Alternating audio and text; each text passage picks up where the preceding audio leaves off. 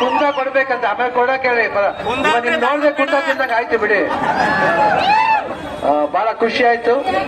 ಇವತ್ತೇನ್ ನಮ್ಮ ಗೀತಾ ಪಿಕ್ಚರ್ಸ್ ಇಂದ ವೇದ ಆದ್ಮೇಲೆ ಇದು 2ನೇ ಚಿತ್ರ ಗಾಯತ್ರಿ ಅಣಗಲ್. ನೀವು ತುಂಬಾ ಮೆಚ್ಚಿದಂತ ಪಾತ್ರ ಭಕ್ತಿಲಿ, ಅದ ಪ್ರೀಕ್ವೆಲ್ಲೇ ಇದು ಗಾಯತ್ರಿ ಅಣಗಲ್. ಇವತ್ತು ನೋಡಿ ಇಷ್ಟು ಮಟ್ಟಿಗೆ ಮೆಚ್ಚಿದ್ದೀರಾ ಅಂದ್ರೆ ಬಹಳ ಖುಷಿ ಆಗುತ್ತೆ. ಅದಕ್ಕೆ ಒಂದು ಧನ್ಯವಾದ ಹೇಳೋಣ ಅಂತ ನಾವೆಲ್ಲರೂ ಬಂದಿದ್ದೀವಿ.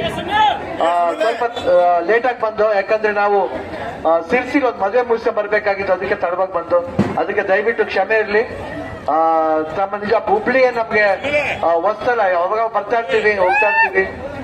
ಒಂದು ಬಾಂಧವ್ಯ ಇದೆ ಹುಬ್ಳಿ ಜೊತೆಲಿ. ಯಾಕಂದ್ರೆ ಅಪ್ಪಾಜಿ ಅವ್ರ ತಾಯಿ ಅಂದ್ರೆ ಇಲ್ಲೇ ನಾವು ಬೆಳೆದಿದ್ದು ಇಲ್ಲಿ ಸಿದ್ದಾರೂಢ ಮಠದಲ್ಲಿ.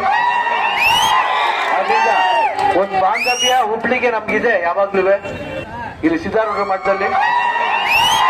ಅದರಿಂದ ಒಂದು ಬಾಂಧವ್ಯ ಹುಬ್ಳಿಗೆ ನಮ್ಗಿದೆ ಯಾವಾಗ್ಲೂ.